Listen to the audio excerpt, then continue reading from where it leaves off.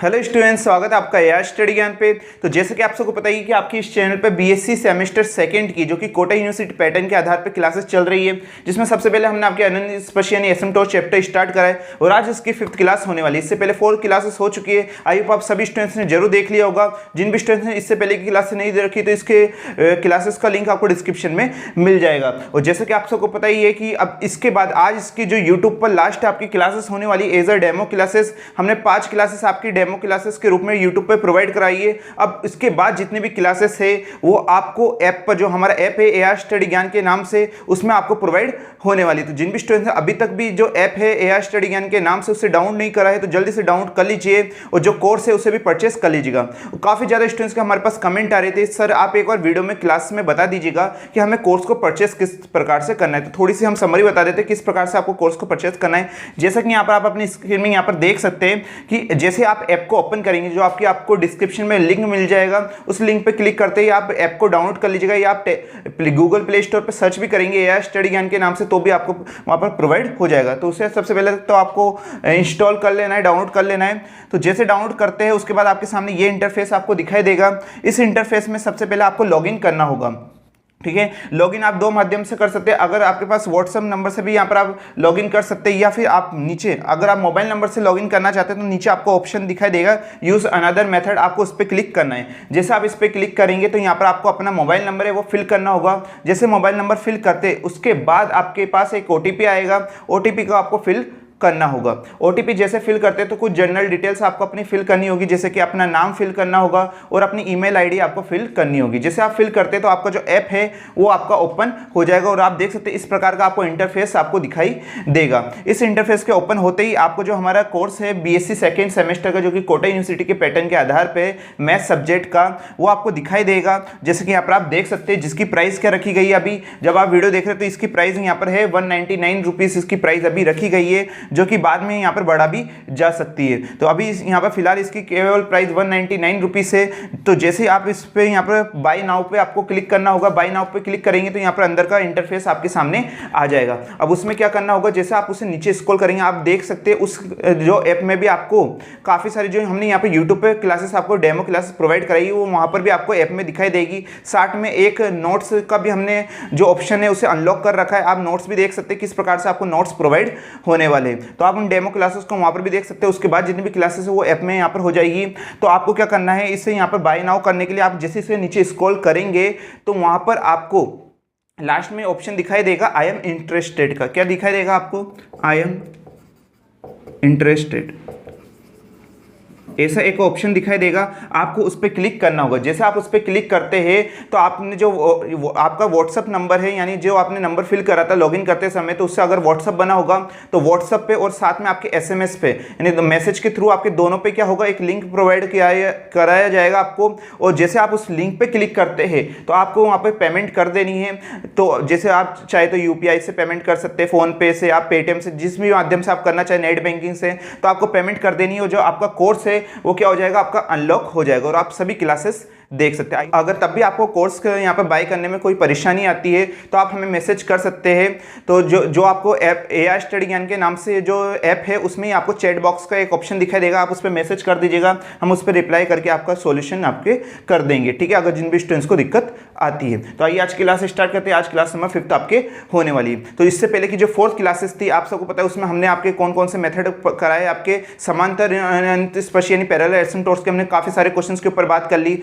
साथ में हमने जो त्रियक अनंत स्पर्श यानी जो ऑब्लिक एसिम्प्टोट्स है उसके काफी सारे क्वेश्चंस के ऊपर हमने बात कर चुके हैं। उसके जितने भी एग्जांपल थे वो सारे हमने आपको सॉल्यूशन करा दिए और एक्सरसाइज के भी काफी सारे क्वेश्चन कर चुके हैं। और आज की क्लास भी यहाँ पर एक्सरसाइज के क्वेश्चन से रिलेटेड होने वाले कुछ क्वेश्चन और है जो कि इंपॉर्टेंट होते हैं आपके, तो आज हम उस क्लास में कराने वाले और कुछ क्वेश्चन हम आपको भी देने वाले। और आप सबको ये तो पता ही है कि सभी क्वेश्चन कराना यहाँ पर मुमकिन नहीं है, क्योंकि जो कोर्स है बीएससी सेकंड सेमेस्टर मैथ्स का वो काफी ज्यादा लेंथी होता है और हमें ये 3-4 महीने में आपका कोर्स कंप्लीट कराना है, क्योंकि उसके बाद आपके एग्जाम आ जाएंगे। तो 3-4 महीने में कंप्लीट कराने के लिए हम जितने हो सके हम क्वेश्चंस कराएंगे, लेकिन कुछ क्वेश्चंस आपको भी करने पड़ेंगे, तभी आपका ये जो कोर्स है वो टाइम पे कंप्लीट हो पाएगा और साथ में आपकी प्रैक्टिस भी हो पाएगी। क्योंकि जब तक आप खुद क्वेश्चन नहीं करेंगे तब तक आपको नहीं आएगा, इसलिए आपको इनको साथ साथ आपको क्वेश्चन भी करना है। हर क्लासेस में आपको हम क्वेश्चंस भी देंगे, तो उन्हें आपको ट्राई करके जरूर देखना है। तो जैसा कि स्टूडेंट्स यहाँ पर आप ये क्वेश्चन देख सकते हैं जो कि आपकी एक्सरसाइज का क्वेश्चन नंबर 9 है। इससे पहले के 8 क्वेश्चन से हमने पिछली क्लासेस में आपके कंप्लीट करा दिए थे, और आज यहाँ पर ये 9th क्वेश्चन है जो कि क्या दिया हुआ है कि find the asymptotes of the following curves, यानी निम्न वक्रों की अनंत स्पर्शियां ज्ञात कीजिए। यहाँ पर इक्वेशन क्या दी हुई है हमें कि 2x cube minus x square y minus 2xy square plus y cube minus 4x square plus 8xy minus 4x plus 1 equal to 0। सबसे पहले हमें क्या चेक करना पड़ता है कि इसमें समांतर अनंत स्पर्शियां जो पैरेलल एसिम्पटोट्स है वो एग्जिट करती है या नहीं करती है, यानी विद्यमान होती है या नहीं होती है। तो यहाँ पर आप देखेंगे सबसे पहले आपको x का देखना है, x की मैक्सिमम पावर क्या है 3, तो इसका कोफिशिएंट यानी इसका गुणांक देखिए जो कि क्या आ रहा है 2 आ रहा है, जो कि कैसा होता है अचर होता है यानी कॉन्स्टेंट होता है। तो इसमें तो आपके एसिम्पटोट्स यानी एग्जिट नहीं करती है। उसके बाद आप देखेंगे y की मैक्सिमम पावर यानी इसकी अधिकतम घात क्या है 3 दी हुई है, यानी इसका कोफिशिएंट देखिए, इसका गुणांक क्या आ रहा है 1 आ रहा है, और 1 भी कैसा होता है आपका होता है यानी कांस्टेंट होता है। तो इसमें भी आपकी जो एसिम्पटोट्स है पैरेलल एसिम्पटोट्स है वो आपकी एग्जिट नहीं करती यानी विद्यमान नहीं होती। तो अब इसमें हमें क्या चेक करना पड़ेगा, तिर्यक अनंत स्पर्शी यानी जो ऑब्लिक एसिम्पटोट्स है वो आपको चेक करके देखना है। तो हाईएस्ट यहाँ पर आप देखेंगे ये 3 यहाँ पर टर्म का है, यहाँ पर 2 और ये 1, ये भी 3 टर्म, यहाँ पर 1 और 2 ये भी 3 टर्म, और यहाँ पर भी ये 3 टर्म। तो यहाँ से लेकर यहाँ तक आपकी क्या निकल के आएगी 5 की वैल्यू आएगी। उसके लिए आपको क्या करना होगा, x की जगह तो आपको 1 रखना है और y की जगह आपको m रखना होगा, और वही आपको 5 इसे निकाल लेना है। जैसे आप इन वैल्यू में x की जगह 1 और y की जगह m रखेंगे तो ये आपके 5 निकल जाएगा। उसके बाद यहाँ पर देखेंगे इसकी टर्म कितनी है 2, यहाँ पर 1 और 1 ये भी 2, और यहाँ पर आप देखेंगे ये तो 1 टर्म का आ जाता है। तो यहाँ से लेकर आप इसमें x की जगह 1 और y की जगह m रखेंगे तो आपके F2m निकल के आपके आ जाएगा। उसके बाद आप देखेंगे 1 टर्म का कौन है, तो यहाँ पर ओनली 1 टर्म यहाँ पर दिखाई दे रही है, तो ये क्या हो जाएगा आपका 5m आपके निकल के आ जाएगा। x की जगह आप 1 रखेंगे तो -4, 5 की वैल्यू क्या आ जाएगी -4 आ जाएगी। उसके बाद आप देखिए ये 1 तो क्या होगा आपका ये 50 की वैल्यू होगी, किसकी होगी यहाँ पर आपके 50 की वैल्यू हो जाएगी आपकी +1, ठीक है। तो इस प्रकार से आपको वैल्यू रख देनी है। उसके बाद जो यहाँ पर 5m निकल के आएगा उसको क्या कर देंगे आप इक्वल टू 0 रख देंगे, और जैसे इक्वल टू 0 रखने के बाद आपको m की वैल्यू आपको निकालनी होगी। m की वैल्यू जैसे निकाल लेते हैं फिर आपको उसमें देखना होगा कैसे अप्लाई हो रहा है। अगर मान लीजिए कि m की यहाँ पर 3 वैल्यू निकल के आती है और तीनों वैल्यू कैसी आपकी अलग अलग है, तो केस नंबर 1 अप्लाई होगा। मान लीजिए तीनों आपकी आते हैं केस और पहला वाला अलग है और बाकी दोनों केसें सेम है, तो पहले वाले के लिए आपका केस नंबर 1 अप्लाई होगा और बाकी के दो के लिए आपके केस नंबर 2 अप्लाई होगा। उससे आपकी सी की वैल्यू निकल के आ जाएगी। फिर उसको आपको टेंजेंट की इक्वेशन यानी जो स्पर्शरेखा की समीकरण है उसमें आपको रख देना है और आपका आंसर आ जाएगा। तो ये प्रैक्टिस के लिए हम आपके लिए क्वेश्चन दे रहे हैं, काफी सिंपल क्वेश्चन है, इसलिए आपको ट्राई करके इसे जरूर देखना है। इसे हमने काफी सारे क्वेश्चन से आपको पिछली क्लासेस में करा चुके हैं। अब बात करेंगे हम यहाँ पर नेक्स्ट क्वेश्चन की, जो कि काफी इंपॉर्टेंट क्वेश्चन है। पहले आप इसे यहाँ पर लिख लीजिए, और इन सभी स्टूडेंट्स को सबसे पहले इसको सॉल्यूशन जरूर करना है, इसे आप मत भूलिएगा, क्योंकि जब तक आप खुद प्रैक्टिस नहीं करेंगे तब तक आपको जितनी भी दिक्कत कहाँ आ रही है आपको वो पता नहीं लगेगा। क्योंकि जब आप मैथ्स के क्वेश्चंस करते हैं तभी आपको पता लगेगा कि हाँ मेरे को इस जगह पे यहाँ पर दिक्कत आ रही है, तो प्रैक्टिस से आपके पता लगता है। इसलिए आपको सभी स्टूडेंट्स को क्वेश्चन करके जरूर देखना है, केवल क्लासेस देखकर नहीं छोड़ देना, उसको प्रैक्टिस भी जरूर करनी है, ठीक है। तो अब बात करते हैं यहाँ पर क्वेश्चन नंबर 10 की, इसे भी आप बिल्कुल ध्यान से देखिएगा। तो जैसा कि स्टूडेंट्स यहाँ पर आप नेक्स्ट क्वेश्चन देख सकते हैं जो कि आपका क्वेश्चन नंबर 10 है, जिसमें भी हमें क्या करना है अनंत स्पर्शियां यानी एसिम्पटोट्स है वो हमें फाइंड करनी है। यहाँ पर हमारे ये इक्वेशन दी हुई है। सबसे पहले इस क्वेश्चन को इंपॉर्टेंट लगा लीजिएगा, काफी बार पूछ लिया जाता है ये क्वेश्चन, जो कि क्या है x cube minus x square y minus x y square plus y cube plus 2x square minus 4y square plus 2xy plus x plus y plus 1 equal to 0। हमारी ये कर्व की इक्वेशन दी हुई है। सबसे पहले हम इसमें क्या करेंगे, समांतर अनंत स्पर्श यानी पैरेलल एसिम्पटोट्स हम यहाँ पर निकाल के देखेंगे। तो x की मैक्सिमम पावर क्या है 3 है, इसका कोफिशिएंट क्या है, इसका गुणांक 1 आ रही है, अचर है यानी कांस्टेंट है, तो इसमें भी आपके अनंत स्पर्श यानी पैरेलल एसिम्पटोट्स से वो एग्जिट नहीं करती यानी विद्यमान नहीं होती। फिर y की देखिए, y की मैक्सिमम पावर हाईएस्ट डिग्री क्या है 3 है, इसका भी गुणांक 1 आ रहा है, तो ये भी अचर है कांस्टेंट है, तो इसमें भी अनंत स्पर्श विद्यमान नहीं होगी। तो अब हम यहाँ पर थ्योरी लिख देते हैं हमारी, जो आप सबको पता है कि x व y की अधिकतम घात का गुणांक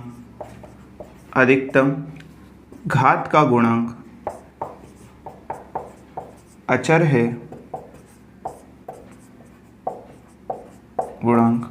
है, अतः x व y अक्ष के समांतर अनंत स्पर्शी विद्यमान नहीं है, नहीं है, विद्यमान नहीं है, ये आपको लिख देना है। इंग्लिश में भी हम आपको लिखा देते ऐसा ऐसे, तो आपको याद है तब भी हम लिखा देते इधर the coefficient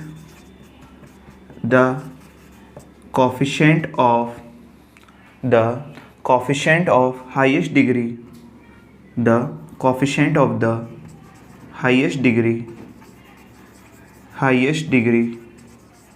of x and y is constant, is a constant. So the parallel asymptotes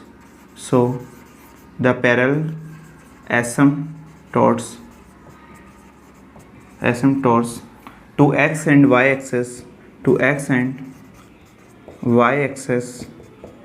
does not exit।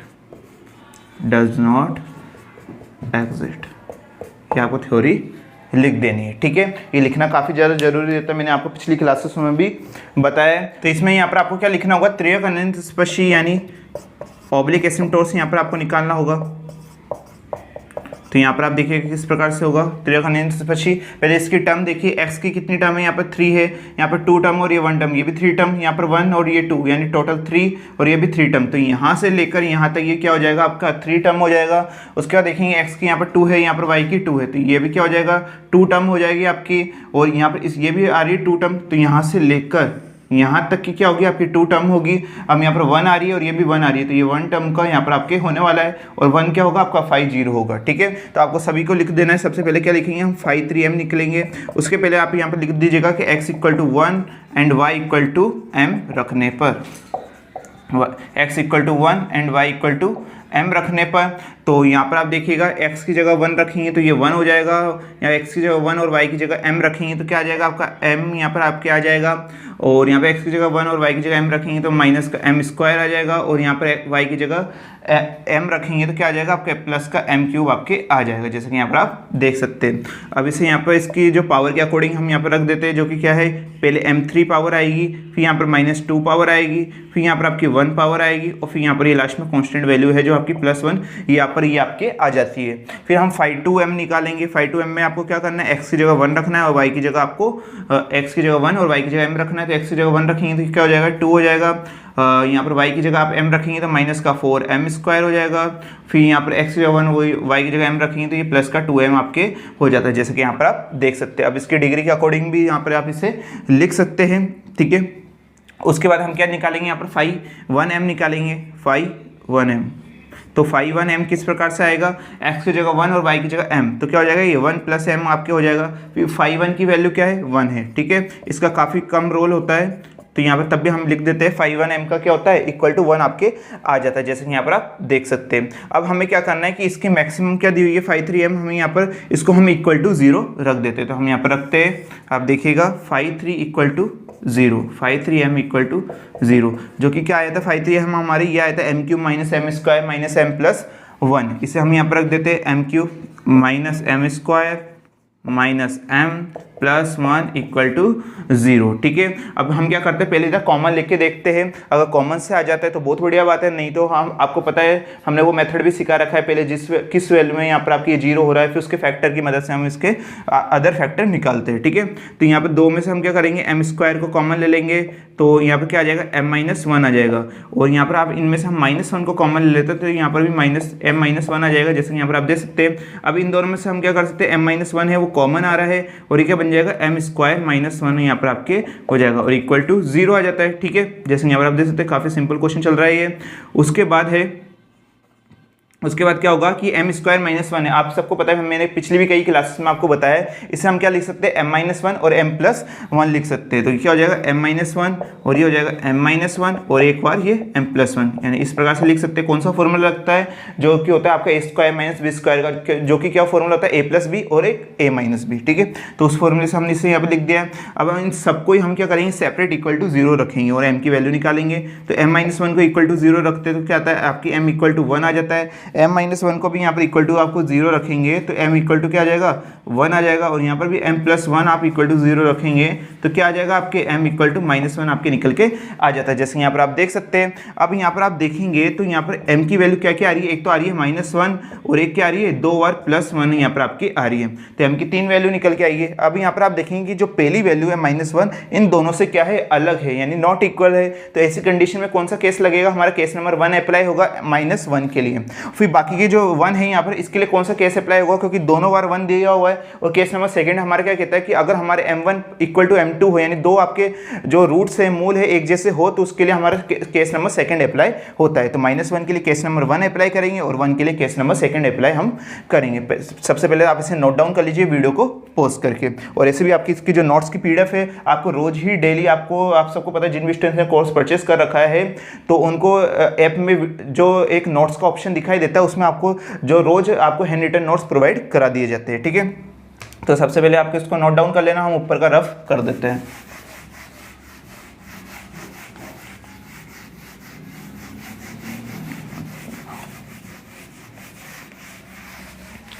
ठीक है, तो यहाँ पर सबसे पहले आप देखिएगा यहाँ पर क्या है, हमारे m इक्वल टू -1 के लिए निकाल रहे हैं, तो m इक्वल टू -1 पर इसके लिए कौन सा केस अप्लाई होगा, केस नंबर 1 अप्लाई होगा, जिसका फॉर्मूला आप अच्छी तरह से जानते हैं, अब तो अच्छी तरह से याद ही हो गया होगा आपको, c अपॉन में factorial 1 phi3 m plus phi2 m equal to 0। काफ़ी सिंपल है ये। सबसे पहले जो हम वैल्यू निकाल रहे हैं उन वैल्यू को हमें लिख देते हैं। phi3 की वैल्यू क्या है हमारी, अभी हमने निकाली है phi3m की वैल्यू, जो कि क्या आएगी m³ माइनस m² और क्या है यहाँ पर माइनस का m और प्लस का 1, ये हमारी वैल्यू है।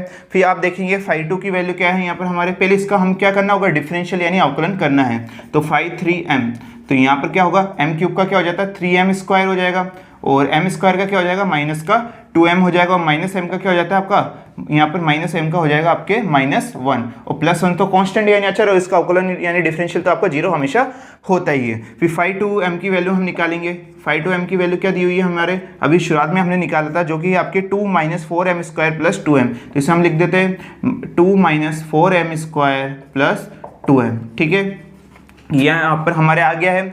उसके बाद हम इन सभी वैल्यू को हम इस इक्वेशन में रख देते हैं। सबसे पहले आप देखिए, पहले हम नीचे का रफ कर देते हैं, और आपको याद रखना है phi1m की वैल्यू क्या है 1 + m, जो कि हम जब केस नंबर सेकंड अप्लाई करेंगे तो उसमें हमारे काम आएगी। पहले हम नीचे का रफ कर देते हैं।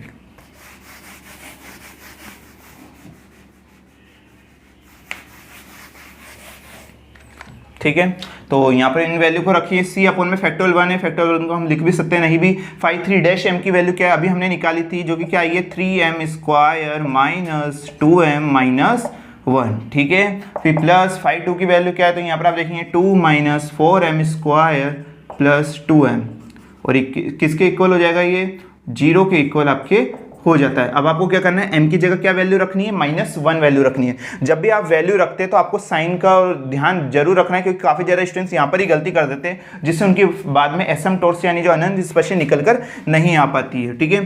तो क्या है यहाँ पर आपके m की जगह -1 रखेंगे, तो -1 का स्क्वायर, और आप सबको पता है कि जब भी ब्रैकेट में माइनस दिया हो उसका स्क्वायर हो रहा हो, यानी इवन में पावर हो, चाहे 2 पावर हो, 4 पावर, 6 पावर, इवन में यानी सम में पावर हो, तो हमेशा वो माइनस को क्या कर देती है, प्लस कर देती है। ये आप सबने अच्छे से पढ़ रखा है। तो यहाँ पर -1 का स्क्वायर होगा तो क्या हो जाएगा, +1 आपके हो जाएगा, तो हमने डायरेक्ट 3 लिख देते हैं। फिर माइनस में यहाँ पर -1 आएगा, m की जगह -1, तो ये माइनस से मल्टीप्लाई होकर इसको क्या बना देगा, +1 आ जाएगा, इधर क्या आ जाएगा 2 आ जाएगा, और फिर ये माइनस का 1, ठीक है। इसे हमने यहाँ पर डायरेक्ट लिख दिया है। उसके बाद 2 माइनस में अब देखिए -1 का होल स्क्वायर, जो कि +1 हो जाएगा, और यहाँ पर क्या आ जाएगा माइनस का 4 आ जाएगा। फिर यहाँ पर -1 आएगा, माइनस, और ये प्लस क्या कर देगा, इसको माइनस कर देगा, और यहाँ पर आपके 2 आ जाता है इक्वल टू 0, ठीक है। अब इसे सॉल्व कीजिए, 3 + 2 कितना हो जाएगा, 5, 5 - 1 4, तो ये 4c हो जाएगा। और यहाँ पर आप देखिएगा ये प्लस का 2, ये माइनस का 2, तो 2 से 2 कट हो गया, यहाँ पर -4 बचा, तो -4 इक्वल टू 0। अब क्या होगा, यहाँ पर 4c, ये -4 है, इक्वल टू उधर जाएगा तो प्लस का 4, अब उधर से 4 से 4 कट हो गया, c इक्वल टू क्या आ गया आपके 1, यहाँ पर आपके आ जाता है, जैसा कि आप देख सकते हैं। और जैसे आपकी c की वैल्यू आ जाती है, तो अब हमारे यहाँ पर क्या निकालेंगे हम, जो हमारी स्पर्शरेखा की समीकरण है यानी टेंजेंट की इक्वेशन है, जो कि क्या होती है y = mx + c होती है। क्या होती है, y = mx + c होती है। तो यहाँ पर हम वैल्यू लिखते हैं, m की वैल्यू क्या है यहाँ पर हमारी -1 को x से मल्टीप्लाई करेंगे तो -x आ जाएगा। c की जगह भी हमने क्या निकाला है +1। तो आपकी जो बुक में आंसर आपको इस प्रकार से भी दिया जा सकता है y = -x+1, या चाहे तो आप इस प्रकार से भी लिख सकते हैं। दोनों तरह से आंसर सही होता है। आपके -x को इधर भेजेंगे तो क्या हो जाएगा प्लस का x, और ये +1 इधर आएगा तो ये -1 = 0। इस प्रकार से भी आपकी एसिम्पटोट्स आ सकती है और ये भी आपका आंसर हो सकता है। आप दोनों ही आपके करेक्ट आंसर माने जाते हैं। तो आपकी एक एसिम्पटोट्स तो निकल के आ चुकी है। अब यहाँ पर जो हमारी m = 1 है, इसके लिए हम क्या निकालेंगे, केस नंबर सेकंड हम अप्लाई करेंगे। सबसे पहले हम इसे रफ कर देते हैं। तो यहाँ पर आप देखिएगा, और जो जिन भी स्टूडेंट्स से नोट डाउन नहीं करे तो नोट डाउन कर लीजिएगा, ठीक है। तो अब यहाँ पर देखिएगा m = 1 पर, इसके लिए केस नंबर सेकंड अप्लाई होगा, जो कि आपको अच्छी तरह से याद है। c² / 2 ∅3" plus ∅2' plus ∅1 m = 0। ये हमारा क्या होता है, फॉर्मूला होता है। यहाँ पर क्या आएगा, c/1 भी आएगा, ठीक है। तो ये फॉर्मूला होता है हमारे। अब इन्हें यहाँ पर वैल्यू रख दीजिए। वैल्यू रखने से पहले इन सबको यहाँ पर मेंशन करना होगा। तो ∅3' की वैल्यू क्या है हमारी, अभी हमने निकाली थी, जो कि क्या आई थी, यहाँ पर आप देख सकते हो 3m² - 2m - 1, 3m² - 2m - 1। अब इसका क्या करते हैं, एक बार और डिफरेंशियल कर लेते हैं, यानी अवकलन कर लेते हैं, जिससे हमारे डबल डैश यानी 2 बार अवकलन हमारा हो जाएगा। तो इसका करेंगे तो क्या आ जाएगा, ये 6m - 2, ठीक है। सिंपल डिफरेंशियल कर रहे हैं यानी अवकलन कर रहे हैं। उसके बाद हम निकालेंगे ∅2' निकालेंगे। तो ∅2 की वैल्यू क्या है, तो यहाँ पर आप देखेंगे ∅2 की वैल्यू हमारी ये आ रही है। पहले इससे मेंशन कर देते हैं। यहाँ पर ∅2 की वैल्यू है जो कि है 2 - 4m² + 2m, और इसका एक बार क्या कर देते हैं, हम डिफरेंशियल कर देते हैं, क्योंकि हमें ∅2' की जरूरत है। तो यहाँ पर देखेंगे 2 का अवकलन, यानी 2 तो क्या है, कांस्टेंट यानी अचर है, तो इसका अवकलन तो 0 हो जाएगा। और इसका करेंगे तो क्या आ जाएगा, -8m आ जाएगा, और ये क्या हो जाएगा, आपका +2 हो जाएगा, ठीक है। अब यहाँ पर ∅1 की भी जरूरत है, और आप सबको मैंने शुरुआत में बताया था जब हमने रफ करा था कि वहाँ पर ∅1 m की वैल्यू क्या थी, 1 + m थी। आप भी अपने नोट्स में देख सकते हैं, ठीक है। तो 1 + m आ जाती है। अब इन सभी वैल्यू को हम इसमें पुट कर देते हैं। तो आपकी क्या आ जाएगा, c² / 2, यहाँ पर ∅3" की वैल्यू क्या है, 6m - 2, ओके। उसके बाद प्लस c/1 की वैल्यू 1 ही होती है। ∅2' की वैल्यू क्या है, ∅2' की वैल्यू देखेंगे आप क्या आ रही है, -8m + 2 आ रही है, ठीक है। ∅1 की वैल्यू क्या है आपके, 1 + m आ जाता है, और = 0, क्या आ जाएगा, =0। यहाँ पर आप क्या आ जाता है। अब आपको क्या करना है, जहाँ पर भी m आ रहा है उसकी जगह क्या वैल्यू रख देनी है, आपको 1 वैल्यू आपको रख देनी है। तो किस प्रकार से रखेंगे, c² / 2, यहाँ पर देखेंगे 6 की जगह आप क्या रखेंगे, यहाँ पर m की जगह 1 रखेंगे, तो 6 ही हो जाएगा, 6 - 2। उसके बाद में क्या है, प्लस का c। अब यहाँ पर m की जगह क्या रखेंगे, आप 1 रखेंगे, तो क्या आ जाएगा, वही वैल्यू रहेगी, -8 + 2। उसके बाद में यहाँ पर आप m की जगह क्या रखेंगे, 1 रखेंगे, तो 1 + 1 हो जाएगा आपके = 0। अब इसे सॉल्व कीजिए तो क्या हो जाएगा, c² / 2, यहाँ पर 6 - 2 क्या हो जाएगा आपके 4 हो जाएगा, प्लस यहाँ पर -8 + 2 क्या हो जाएगा, -6 हो जाएगा आपके। तो ये क्या हो जाएगा, उसको c से मल्टीप्लाई करेंगे तो ये -6 आपके आ जाता है, ठीक है। और ये 1 + 1 क्या हो जाता है आपके 2 हो जाता है, = 0। तो ये 2 की टेबल से ये 2 टाइम्स आपके कट हो जाएगा, तो क्या इक्वेशन आएगी आपकी, 2c² - 6c + 2 = 0 यहाँ पर आपकी आ रही है। और देख सकते हैं ये आपकी एक तरह से कौन सी समीकरण बन गई, द्विघात समीकरण यानी क्वाड्रेटिक इक्वेशन बन रही है। और इससे अब आपको क्या निकालना है, आपको c की वैल्यू निकालनी होगी। तो चाहे तो आप इसे पहले मिडिल टर्म करके भी आप यहाँ पर इसका c की वैल्यू निकाल सकते हैं, इसके फैक्टर बना सकते हैं। हम इसमें कौन सी विधि अप्लाई करने वाले, श्रीधराचार्य सूत्र, जो कि आपको अच्छी तरह से पता होगा, जिसका फॉर्मूला क्या होता है हम आपको बता देते हैं, जो कि होता है साइड में आप लिख लीजिएगा x = ज़्यादातर, हालांकि हर स्टूडेंट्स को पता होता है, तब भी यहाँ पर आप साइड में लिख लीजिएगा s = -b ± क्या होता है फिर रूट में b² -4ac/2a। ये तब होता है जब आपकी क्वाड्रेटिक इक्वेशन दी हो, यानी द्विघात समीकरण, यानी इस प्रकार की इक्वेशन दी होती है, ax² + bx + c = 0। जब भी ऐसी इक्वेशन दी हुई तो हम इसमें श्रीधराचार्य सूत्र से इसके यहाँ पर जो यहाँ पर वैल्यू हम निकाल सकते हैं, ठीक है। तो वही हम इसमें अप्लाई करते हैं। यहाँ पर x की जगह क्या आ रहा है आपके c आ रहा है एक तरह से, तो हम यहाँ c इक्वल टू में, अब देखिए c इक्वल टू में माइनस का b, तो यहाँ पर सबसे पहले माइनस लगाते हैं क्योंकि फॉर्मूले में दिया हुआ है। अब b, अब यहाँ पर b क्या होता है, ये इसके साथ काम करेगा। आप देखिएगा जो इधर रहता है वन टर्म में, इसके साथ जो वैल्यू होती है वो b की वैल्यू होती है। तो यहाँ पर c के साथ वैल्यू क्या है 6 है, साथ में माइनस भी आ रहा है क्योंकि हमारे फॉर्मूले में प्लस है, तो हमें इस माइनस को भी लेना होगा। तो क्या आ जाएगा यहाँ पर -6 ये आपके आ जाएगा, जो कि -6 हो जाएगा। ठीक है, क्या हो जाएगा -6 आपकी b की वैल्यू हो जाएगी। उसके बाद में प्लस माइनस लगा हुआ, फिर रूट में b का स्क्वायर, तो b क्या है -6 है, इसका हमें क्या करना है स्क्वायर करना है। फिर प्लस में 4ac, तो 4a की वैल्यू क्या है यहाँ पर, जो इसके साथ में स्क्वायर के साथ में कोफिशिएंट इसका गुणांक वो c की a की वैल्यू है तो वो 2 आ जाएगा। और c की वैल्यू क्या है यहाँ पर हमारी लास्ट में जो कांस्टेंट वैल्यू रहती है वो यहाँ पर हमारी आ जाती है। और अपॉन में क्या आ जाएगा 2a आपके आ जाता है, तो 2 मल्टीप्लाई a की वैल्यू क्या है यहाँ पर 2 है, हम इसे यहाँ पर लिख देते हैं। आइए वो आपको यहाँ तक तो अच्छी तरह से समझ में आ गया होगा। उसके बाद का हम यहाँ पर लिखते हैं, तो पहले हम इधर का रफ कर देते हैं।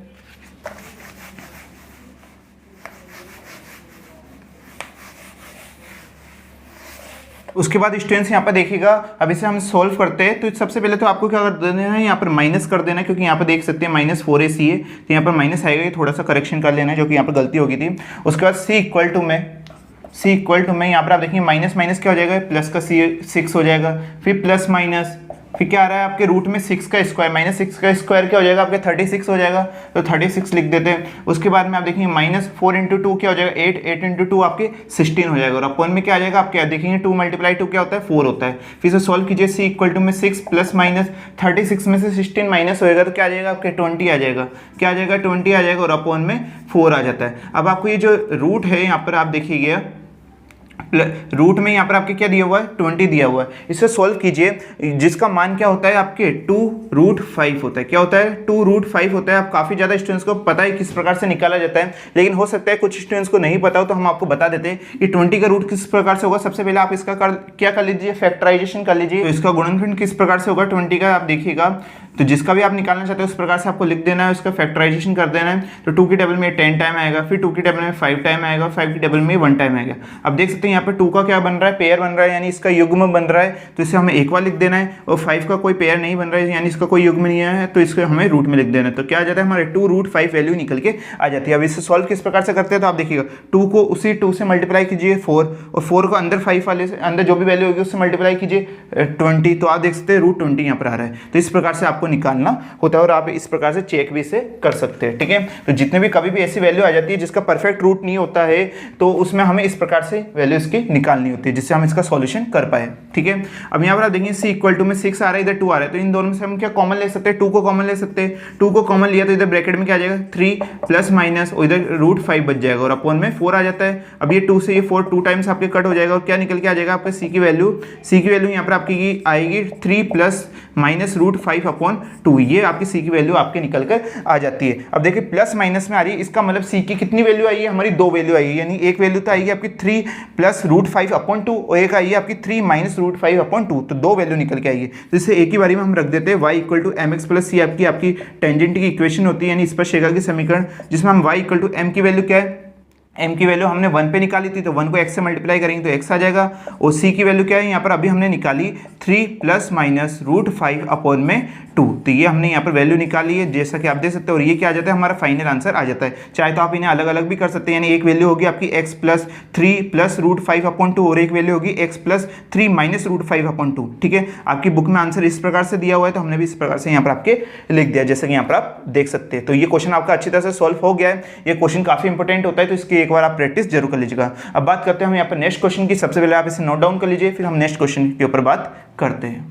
जैसा कि स्टूडेंट्स यहाँ पर आप क्वेश्चन नंबर 11 देख सकते हैं, जो कि काफी अच्छा क्वेश्चन है ये, और ये थोड़ा सा अलग क्वेश्चन भी होने वाला है। किस प्रकार से यहाँ पर आप देखिएगा, तो यहाँ पर सबसे पहले x की मैक्सिमम पावर क्या है, तो x की अधिकतम घात क्या दी हुई है, यहाँ पर 2 दी हुई है, और इसका कोफिशिएंट है, इसका गुणांक क्या आ रहा है y आ रहा है। तो आप देख सकते हैं कि इसमें कोई भी कांस्टेंट वैल्यू यानी अचर वैल्यू नहीं आई है, तो इसमें समांतर यानी स्पर्श जो आपकी क्या है, आपकी जो पैरेलल एसिम्पटोट से वो एग्जिट कर रही है, यानी विद्यमान आपकी होती है। तो सबसे पहले हम यहाँ पर क्या लिखेंगे कि x की अधिकतम घात, x की अधिकतम घात यानी मैक्सिमम डिग्री ऑफ, मैक्सिमम या हाईएस्ट भी लिख सकते हैं, मैक्सिमम डिग्री ऑफ x क्या दी हुई है आपके, तो यहाँ पर 2 दी हुई है, जैसे कि आप देख सकते हो इसका कॉफिशिएंट यानी सबसे पहले क्या होगा एक्स स्क्वायर का गुणांक यानी coefficient of x square, coefficient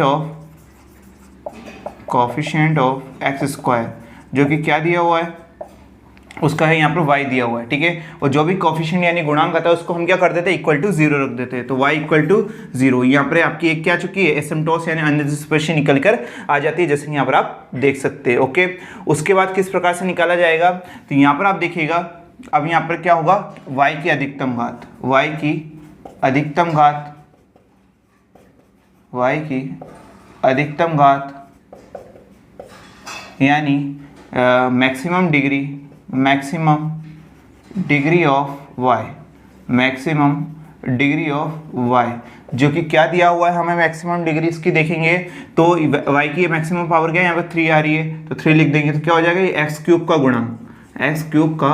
गुणांक यानी कॉफिशिएंट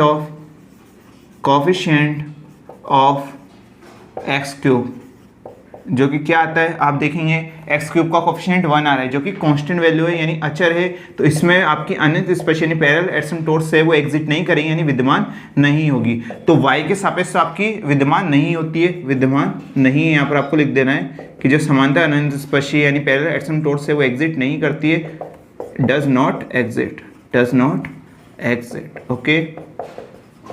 तो ये विद्यमान नहीं है, लेकिन x के सापेक्ष यानी x के समांतर तो आपकी अनंत स्पर्श यानी पैरेलल एसिम्पटोट्स विद्यमान होती है, जो कि हमारी एक एसिम्पटोट से निकल कर भी आ गई है जो कि क्या है y इक्वल टू 0। तो यहाँ पर तो आपके निकल के आ गई है। अब काफ़ी ज़्यादा स्टूडेंट्स पूछेंगे सर जैसे समांतर अनंत स्पर्श निकल के आ जाती है तो उसके बाद क्या हमें तिर्यक अनंत स्पर्श निकाल के देखना है या नहीं देखना, तो जी हाँ बिल्कुल देखना है, क्योंकि अगर आपके क्वेश्चन में पूछा जाता है कि समांतर अनंत स्पर्श निकालिए तो आपका आंसर यहाँ पर फिनिश हो जाएगा, ठीक है। लेकिन जो ज़्यादातर कंडीशन में आपके पूछा जाता है उसमें पूछा जाएगा आपसे क्वेश्चन कि इसकी क्या कीजिए निम्न वक्र की अनंत स्पर्शिया निकाल लीजिए, ठीक है, यानी इसकी एसिम्पटोट्स आपको फाइंड करनी है। तो उस कंडीशन में आपको समांतर अनंत स्पर्शिया भी निकाल के देखनी होती है और तिर्यक अनंत स्पर्शिया यानी ऑब्लिक एसिम्पटोट्स भी आपको निकाल के बताना पड़ता है। तो यहाँ पर समांतर अनंत स्पर्शिया तो एक तो डज नॉट एग्जिट आई यानी विद्यमान नहीं है, लेकिन एक्स के सापेक्ष आपकी निकल के आ जाती है यहाँ पर y इक्वल टू 0। तो अब हम किसके सापेक्ष निकालेंगे, यहाँ पर जो हमारी तिर्यक अनंत स्पर्शिया यानी ऑब्लिक एसिम्पटोट्स है उसे भी हमें फाइंड करना होगा। उसे किस प्रकार से फाइंड करते हैं अब तो आपको अच्छी तरह से प्रैक्टिस हो ही गई है। यहाँ पर क्या करना होगा x की जगह तो 1 रखना है और y की जगह आपको क्या रखना होगा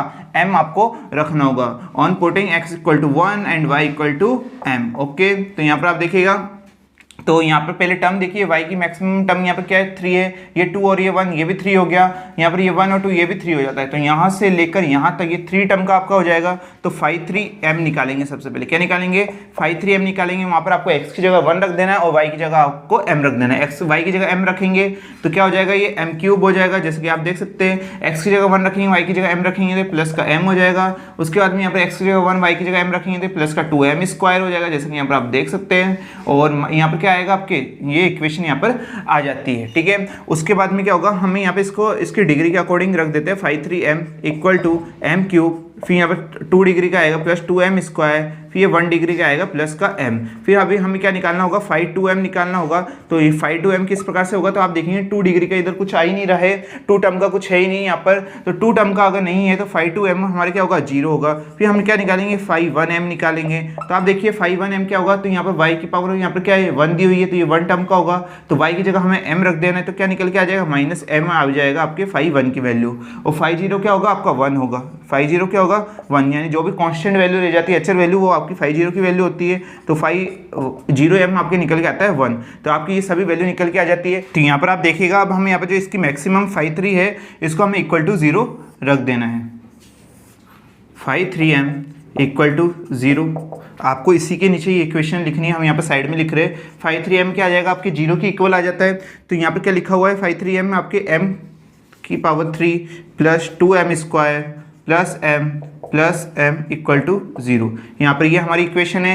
यहाँ पे इसके में हम क्या करेंगे कॉमन लेंगे। कॉमन लेने से पहले आप क्या कर लीजिए इसे स्प्लिट कर दीजिए। तो यानी 2m स्क्वायर है, इसको हम क्या लिख सकते हैं m square plus m square लिख सकते हैं। हाँ बिल्कुल लिख सकते हैं, क्योंकि आप देखेंगे m square plus m square 2m square ही होता है। तो इसे हमने यहाँ पर इस प्रकार से लिख दिया है, जिससे कि हम इसका क्या कर पाए फैक्टर हम इसके निकाल पाए। और ये क्या आ जाता है प्लस का m इक्वल टू 0, प्लस का m इक्वल टू 0। ओके, तो इन दोनों में से हम क्या करेंगे, एम स्क्वायर को कॉमन लेंगे। एम स्क्वायर को कॉमन लेंगे तो इधर ब्रैकेट में क्या आ जाएगा, एम प्लस 1 आ जाएगा।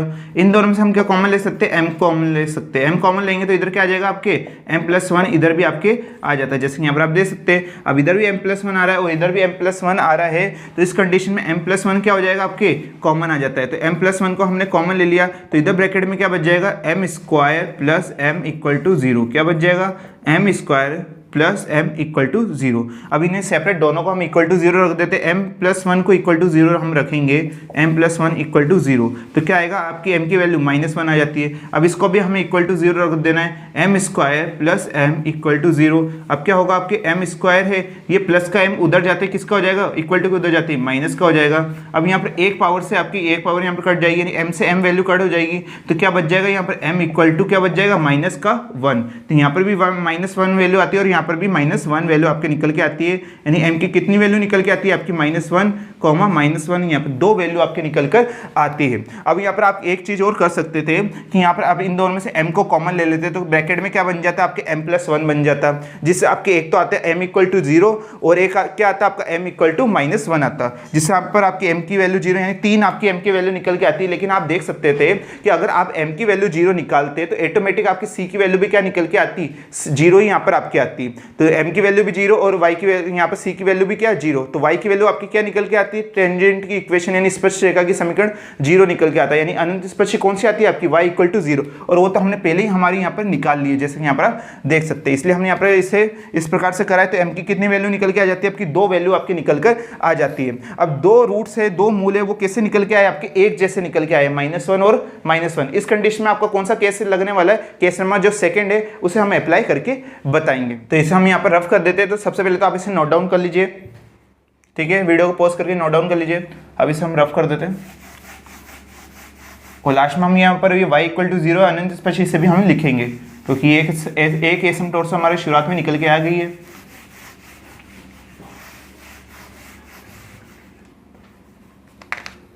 ठीक है, तो यहाँ पर m इक्वल टू -1 पे हम निकालेंगे, m इक्वल टू -1 पर निकालते हम।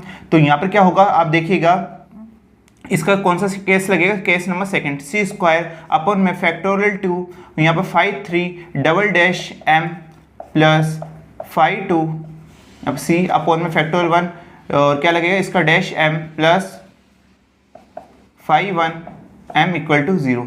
यहाँ पर ये हमारा फॉर्मूला होता है, आपको अच्छे से पता है। इसमें अप्लाई करने से पहले सभी जो हमारी एप्लीकेशन उनको हम यहाँ पे लिख देते हैं, जितनी भी वैल्यूज है। तो यहाँ पर क्या है, सबसे पहले 5 3 डबल डैश निकालना है, उसके लिए 5 3 m की वैल्यू याद होनी चाहिए। वो क्या है हमारी m cube plus 2m square और प्लस का m। तो सबसे पहले हमें इसका एक बार डिफरेंशियल करना होगा, यानी एक बार अवकलन 5 डैश m निकालेंगे, जो कि क्या आएगा आपका m क्यूब का डिफरेंशियल क्या होता है, अवकलन इसका 3m स्क्वायर होता है। क्या होता है, 3m स्क्वायर आपके हो जाएगा, और यहाँ इसको मल्टीप्लाई करेंगे तो ये क्या हो जाएगा 4m, ये इसका डिफरेंशियल हो जाएगा, और m का क्या होता है 1 होता है। तो ये तो इसका एक बार डिफरेंशियल आ जाता है, लेकिन हमें कौन सी वैल्यू चाहिए, 5 3 डबल डैश चाहिए। तो इसके लिए हमें इसका एक बार और अवकलन करना होगा, 5 3 डबल डैश m। अब इसका अवकलन कीजिए, यानी इसका डिफरेंशियल कितना आ जाएगा आपका 6m प्लस 4 यहाँ पर आपके आ जाता है, और 1 का अवकलन तो 0 होता है आपका, ठीक है, क्योंकि ये कांस्टेंट वैल्यू है यानी अचर वैल्यू है। उसके बाद आपको क्या करना होगा, 5 2 डैश m निकालना है। तो सबसे पहले तो 5 2 की वैल्यू लिखिए, जो कि क्या आपके 0 है, तो आपका 5 2 डैश भी क्या आएगा आपके 0 ही आ जाएगा, आपको अच्छे से पता है। उसके बाद क्या है हमारी 5 1 की वैल्यू, 5 1 m की वैल्यू क्या है हमारे, आप देखिएगा 5 1 की m वैल्यू है हमारे यहाँ पर -m, इसे हम यहाँ पर लिख देते हैं, ठीक है। और बाकी के नीचे का जो हमें उसे रफ कर रहे हैं, तो यहाँ पर आप देखिएगा नीचे का हमने रफ कर दिया। अब इन सभी वैल्यू को आपको इस इक्वेशन में रख देना है, सी स्क्वायर अपॉन में फैक्टोरियल 2 की वैल्यू क्या होती है 2 होती है, 5 3 डबल डैश की वैल्यू क्या निकल के आएगी 6m प्लस 4 आई है, 6m प्लस 4 आ जाती है आपके। उसके बाद में सी यहाँ पर आ जाता है, अपॉन में फैक्टोरियल 1 है, इसकी वैल्यू 1 ही होती है। तो 5 2 डैश m की वैल्यू क्या है आप देखेंगे 0 है, तो इधर ब्रैकेट में 0, ये पूरी वैल्यू आपकी 0 हो जाएगी। 5 1 की वैल्यू क्या है यहाँ पर आपके माइनस का m है और इक्वल टू 0। अब इसे सॉल्व कर लीजिए। सॉल्व करने के लिए क्या करेंगे, m की वैल्यू क्या है आपके -1, तो m की जगह आपको क्या रखना है -1 आपको रखना होगा। तो क्या होगा सी स्क्वायर में अपॉन में 2, फिर यहाँ पर आप देखिएगा 6, यहाँ पर m की जगह क्या रखेंगे -1 और प्लस का 4।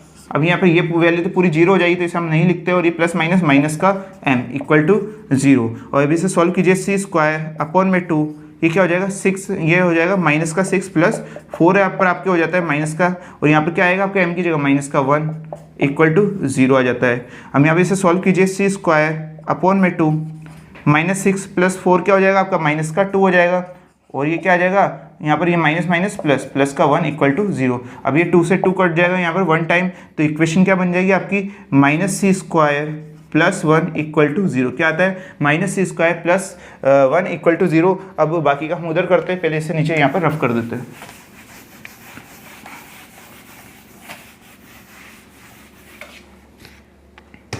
जैसे कि यहाँ पर आप देखिएगा, अब ये minus c square equal to उधर जाएगा तो प्लस का सी स्क्वायर हो जाएगा, तो क्या निकल के आएगा आपके यहाँ पर, ये देखिएगा सी स्क्वायर इक्वल टू 1, क्योंकि माइनस सी स्क्वायर उधर जाता है तो प्लस का सी स्क्वायर हो जाएगा, plus c square equal to 1 यहाँ पर आ जाता है। अब आप देखेंगे सी स्क्वायर उधर जाएगा तो रूट में चेंज हो जाएगा, 1 का रूट यानी इसका वर्गमूल क्या होता है प्लस माइनस का 1, यानी सी की वैल्यू कितनी निकल के आई है, 2 वैल्यू आपकी निकल के आई है। अगर सी की वैल्यू 2 आती है तो यहाँ पर आपके जो एसिम्पटोट्स है यानी अनंत स्पर्शी वो भी कितनी निकल के आएगी, 2 निकल के आएगी। तो यहाँ पर हमारी जो टेंजेंट की इक्वेशन है यानी अनंत स्पर्शी की इक्वेशन है वो जो कि क्या होती है स्पर्शिका की समीकरण जो कि होती है y equal to m x plus c, y equal to m की वैल्यू क्या है माइनस, इस माइनस को x से मल्टीप्लाई करेंगे तो माइनस का x, c की जगह क्या है प्लस माइनस का 1 आता है आपके, क्या आता है प्लस माइनस का 1। और आप देख सकते हैं आपकी स्पर्शिका की समीकरण यहाँ पर निकल के आ जाती है। आप चाहे तो इसे 2 टाइप से भी कर सकते हैं, जैसे कि हमने पहले के क्वेश्चन में भी आपको कराया कि यहाँ पर प्लस माइनस का मतलब है 2 यहाँ पर आपकी एसिम्पटोट्स निकल के आ रही है। एक बार तो आप लिख दीजिएगा y equal to minus x minus 1, और एक बार आप लिख सकते हैं y equal to minus x plus 1। तो ये 2 एसिम्पटोट्स आपके निकल कर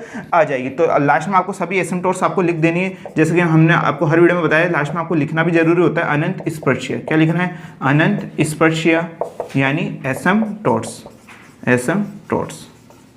जैसे किस प्रकार से लिखेंगे, तो पहली तो हमारी एसिम्पटोट्स क्या निकल के आई थी जो कि हमने समांतर अनंत स्पर्शी के थ्रू निकाली थी, x के समांतर आपकी आई थी, वो आई थी आपकी y इक्वल टू 0, और एक आपकी अभी क्या निकल के आई है y equal to minus x plus minus का 1। तो टोटल कितनी एसिम्पटोट्स आ जाती है आपकी, 3 एसिम्पटोट्स आ जाती है, एक तो ये रही और 2 इसके अंदर रहती है। आपको पता है हम इन्हें सेपरेट अलग अलग लिख देते हैं जिससे स्टूडेंट्स को कन्फ्यूजन ना हो। एक तो आएगी आपकी y equal to minus x minus 1, और एक आएगी आपकी y equal to minus x और प्लस 1, क्योंकि यहाँ पर दोनों ही दिया हुआ है। ठीक है, आपकी बुक में हालांकि इस प्रकार से दिया हुआ है, जैसे यहाँ पर आप देख सकते हैं टोटल 3 एसिम्पटोट्स आपकी निकल कर आ जाती है। आई होप आपको ये क्वेश्चन भी अच्छी तरह से यहाँ पर आ गया होगा। अब कुछ क्वेश्चन हम आपके लिए देने वाले जो कि इस एक्सरसाइज से क्वेश्चन है, तो इसे भी आप देखिएगा। सबसे पहले तो आप इसे नोट डाउन कर लीजिए।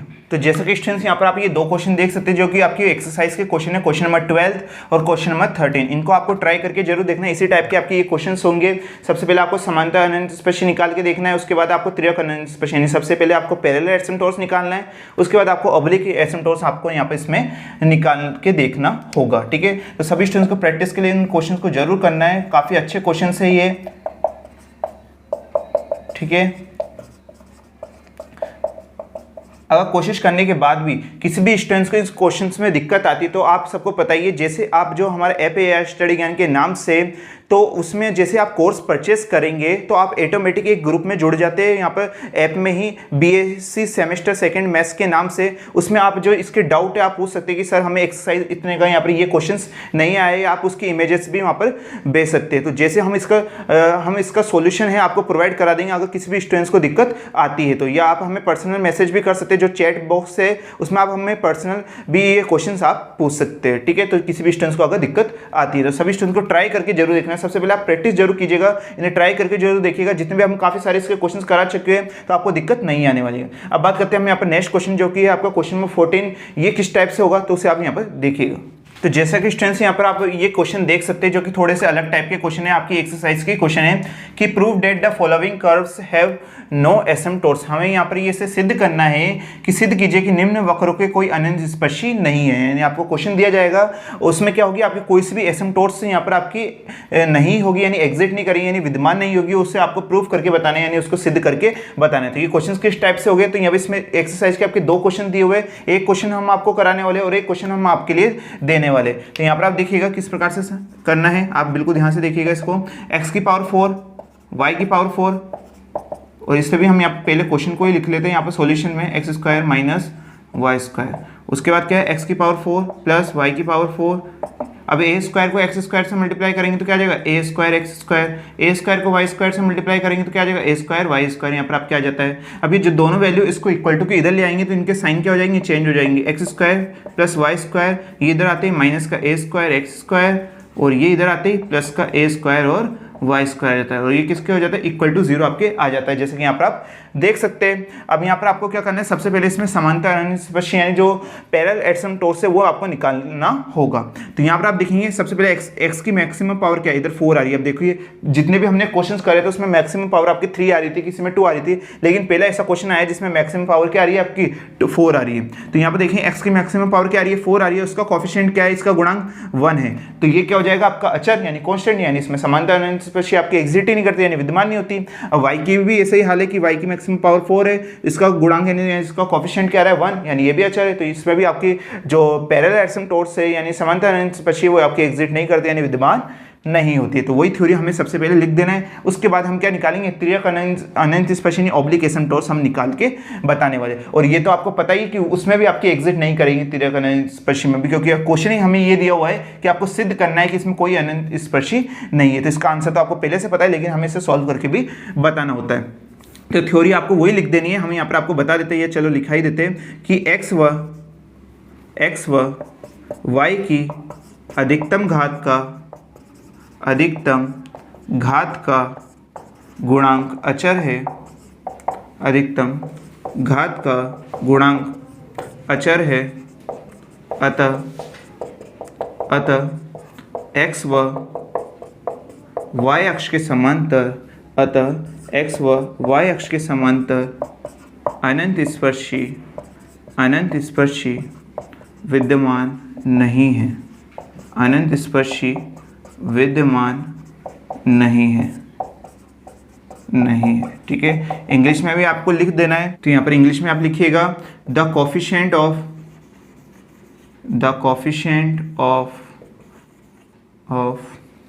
Higher degree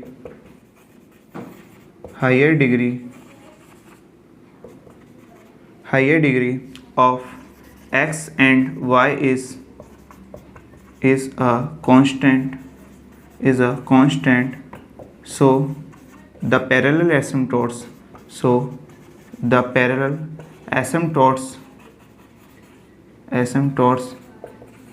to x and y axis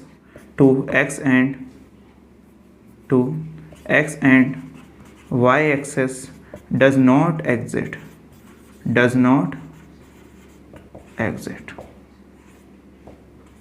ठीक है।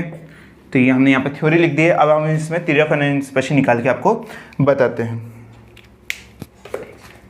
तो यहाँ पर आप देखिएगा तिर्यक यानी ऑब्लिक एसिम्पटोट्स, ये किस प्रकार से निकालते हैं वही आपको पता है। x की जगह रखना है 1 और y की जगह आपको क्या रखना होगा, m आपको रखना होगा। तो आप देखिएगा सबसे पहले इसकी टर्म देखिए, यहाँ पे जो हमारी इक्वेशन दी हुई है, तो इसमें x की मैक्सिमम पावर क्या है 4 है, यहाँ पर 4 आ रहा है। यहाँ पर आप देखिएगा काफ़ी ज़्यादा स्टूडेंट यहाँ पर सोच सकते हैं कि यहाँ पर इसकी हाईएस्ट पावर क्या दी हुई है, इसकी टर्म यहाँ पर 4 दी हुई है, 2 + 2 4 हो गया, लेकिन ऐसा गलत होगा। क्यों होगा गलत, यहाँ पर आप देखिएगा a तो क्या है कांस्टेंट होता है यानी अचर होता है, तो इसकी आपको पावर को नहीं गिनना है, इस बात का आपको ध्यान रखिएगा। केवल जितनी भी वेरिएबल होती है, वेरिएबल यानी जो चर है होते हैं, उनकी हम पावर को यहाँ पर काउंट करते हैं, यानी उनकी डिग्री को हम यहाँ पर काउंट करते हैं। तो यहाँ पर x आपका वेरिएबल, y भी वेरिएबल यानी चर होते हैं, और यहाँ पर क्या होगा x वेरिएबल यानी चर है, लेकिन a कैसा है आपका कांस्टेंट यानी अचर है, तो इसकी पावर को हम काउंट नहीं करते हैं, ठीक है। तो यहाँ पे देखिए x की पावर 4, ये भी y की पावर 4, तो ये कितना हो जाएगा आपका, ये 4 टर्म का हो जाएगा, यानी 5/4m निकल के आएगा आपके। और यहाँ पर कितनी दिया हुआ है, 2 पावर दिया हुआ है, क्योंकि इसे हमें काउंट नहीं करना है, तो ये भी 2 पावर, वैसे यहाँ पर a² है, इसे भी काउंट नहीं करना है, तो y की पावर 2, तो ये कितनी यहाँ पर टर्म का होगा, 2 टर्म का होने वाला है। 3 टर्म का इधर कोई सा भी नहीं दिया हुआ है, 2 टर्म का दिया हुआ है, और 1 टर्म का भी आपको नहीं दिया हुआ, साथ में 0 टर्म का भी नहीं दिया हुआ, तो सभी को आपको लिख देना है। सबसे पहले क्या है यहाँ पर 5/4m, x की जगह 1 रखेंगे, y की जगह m, तो क्या आ जाएगा 1 + m की पावर 4 आ जाएगा। फिर क्या आएगा 5/3m आएगा आपके, 5/3m इधर दिया हुआ ही नहीं है, तो इसकी क्या हो जाएगा 5/3m आपके 0 आ जाएगा। फिर आएगा आपके 5/2m, 5/2m में कैसे होगा, x की जगह आपको क्या रखना है 1 और y की जगह m रखना है, तो यहाँ पर क्या होगा -a² और यहाँ पर y की जगह m, तो ये प्लस का a स्क्वायर और m स्क्वायर यहाँ पर आपके आ जाता है। फाई 1 की वैल्यू आपको दी नहीं हुई है, ठीक है, यानी एक टर्म का नहीं दिया हुआ है, तो ये भी 0 हो जाएगा। और फाई 0 की वैल्यू भी क्या होगी आपकी 0 आपकी आ जाती है, जैसे कि यहाँ पर आप देख सकते हैं। और उसके बाद आपको क्या करना है, जो आपकी हाईएस्ट यहाँ पर टर्म दी हुई है 5,4m, यहाँ जो कि क्या निकल के आई है 1 + m की पावर 4, इसको हम क्या करना होगा इक्वल टू हमें 0 रखना होगा। पहले तो हम इस पूरे को क्या कर देते हैं, रफ यहाँ पर कर देते हैं, जितना भी ऊपर यहाँ पर है।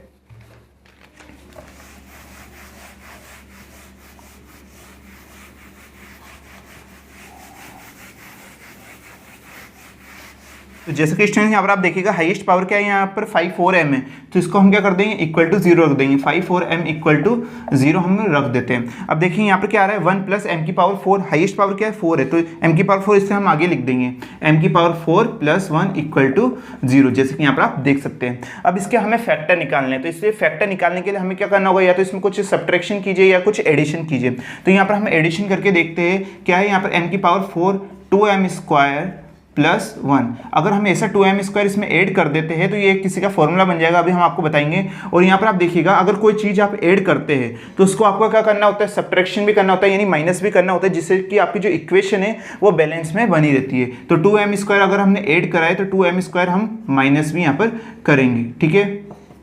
और जैसे अगर आप कोई चीज़ यहाँ पर डिवाइड देते तो उसको आपको मल्टीप्लाई भी करना होता है, ये भी आपने पता है आपको। कोई चीज़ एडिशन कर रहे तो उसका सब्ट्रैक्शन करना होगा, अगर कोई चीज़ सब्ट्रैक्शन कर रहे तो उसको प्लस भी आपको करना होगा, जिससे आपकी जो इक्वेशन है वो बैलेंस में बनी रहती है। अब क्या होगा यहाँ पर m² + 2m², m की पावर 4 + 2m² + 1, किसका फॉर्मूला बन रहा है आप देखेंगे कि ये m² + 1 का होल स्क्वायर बन रहा है। अगर आप इसे ओपन करेंगे तो दोबारा आपके यही आ जाएगा, इधर क्या आएगा -2m² इक्वल टू आपकी 0 आ जाता है, जैसे कि यहाँ पर आप देख सकते हैं ये इसी का बन रहा है। अब इसे सॉल्व कर लीजिए, यहाँ पर अब देखेंगे किसका फॉर्मूला एक तरह से, ये पूरी इक्वेशन को मान लीजिए a² और इस पूरी इक्वेशन को क्या मान लीजिए b², यानी ये कैसा बन रहा है a² - b²। इसका फॉर्मूला आप सबको अच्छे से पता है, वो होता है a + b और एक बार a - b।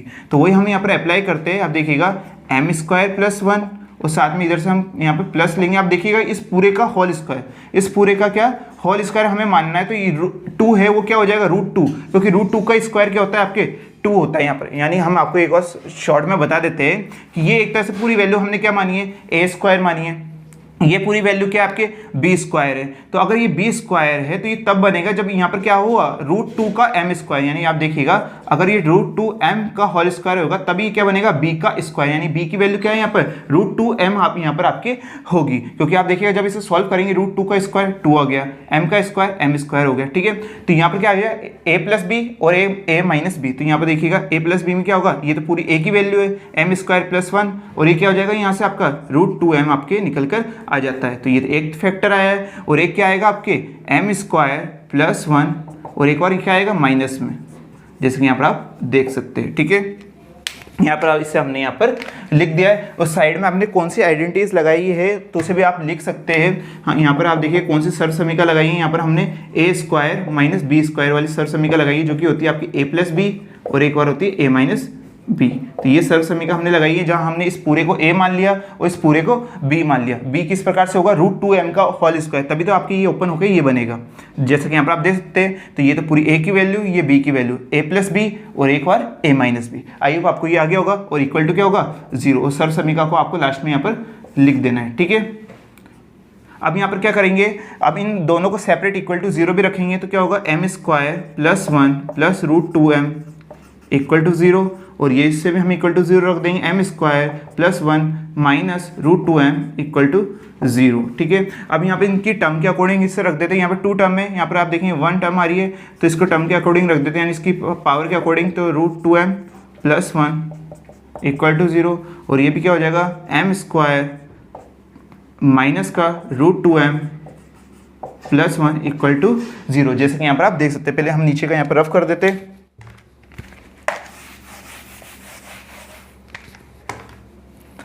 अब यहाँ पर आप देखिएगा, अब इसके हमने क्या निकालने, फैक्टर निकालने होंगे। फैक्टर आप किस प्रकार से निकाल सकते हैं, सबसे सिंपल तरीका होता है श्रीधराचार्य सूत्र, जो कि अभी थोड़ी देर पहले भी हमने इसे क्वेश्चन सॉल्व करके बताया था, वही हम यहाँ पर अप्लाई कर देते हैं। हमें क्या निकालना है, यहाँ पर m की वैल्यू निकालनी है, जो कि क्या फॉर्मूला होता है हमारा -b प्लस माइनस का रूट में b² - 4ac अपॉन में 2 है।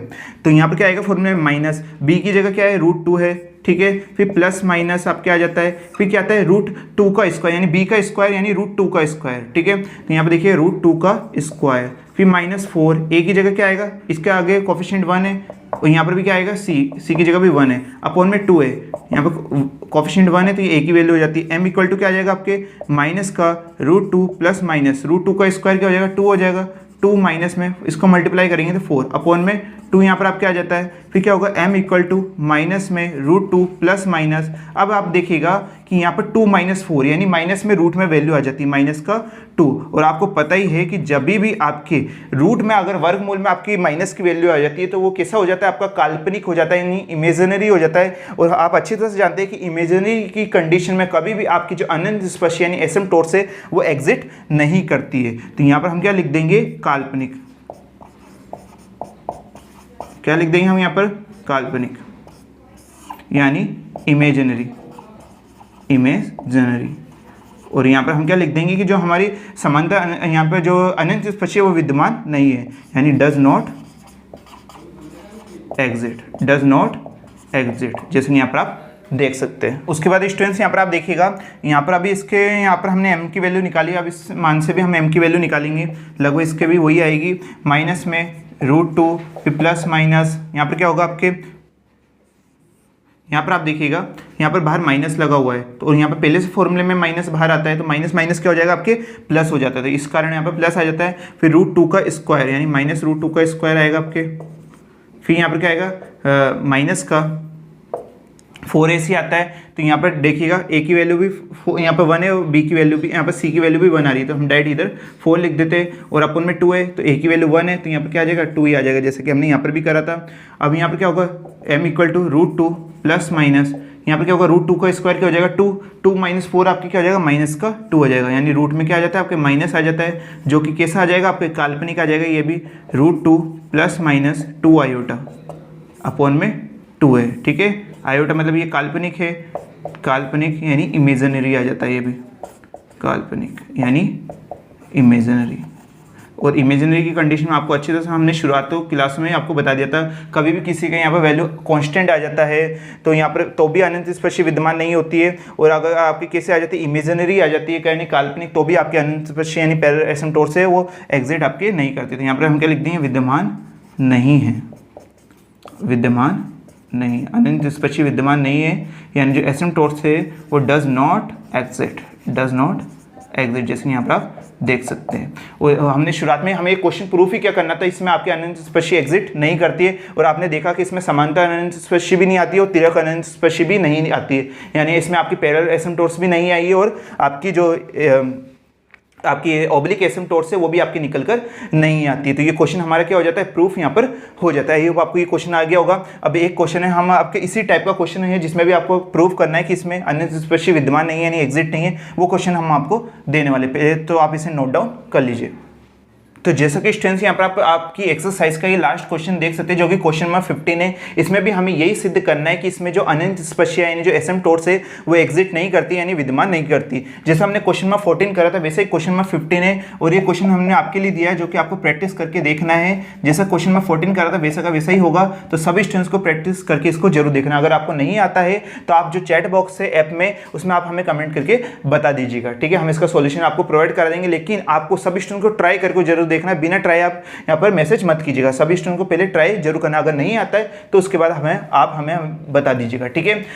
तो ये एक्सरसाइज है वो हमने पूरी कंप्लीट करा दी है। जैसा कि आप सबको पता ही था कि हमने तिर्यक अनंत स्पर्शी यानी जो आपकी ऑब्लिक एसिम्प्टोट्स है उसमें 3 मेथड हमने आपको बताए थे। जो फर्स्ट मेथड था उससे रिलेटेड हम काफ़ी दिनों से क्वेश्चंस करते आ रहे हैं, और इसके काफ़ी सारे क्वेश्चंस हैं वो हमने कंप्लीट करा दिए, जितने भी आपकी बुक में क्वेश्चन दिए हुए थे, और कुछ क्वेश्चन हमने आपको प्रैक्टिस के लिए दिए। उसके बाद जो नेक्स्ट क्लास होगी आपकी, जो क्लास नंबर 6 होगी, उसमें हमारा जो सेकंड मेथड है लिमिट मेथड यानी सीमा विधि, जो कि काफ़ी इंपॉर्टेंट होता है, उसके ज़्यादातर क्वेश्चन आपकी यूनिवर्सिटी एग्जाम में पूछे जाते हैं। तो नेक्स्ट क्लास से हम स्टार्ट करने वाले, और अब इसके बाद जितनी भी क्लासेस होगी आज की क्लास के बाद, वो सभी क्लासेस हमारे ऐप में होने वाली है। तो जिन भी स्टूडेंट अभी तक भी एआर स्टडी ज्ञान के नाम से ऐप को डाउनलोड नहीं करा है तो जल्दी से डाउनलोड कर लीजिए, और ये जो कोर्स है उसे आप परचेस कर लीजिएगा।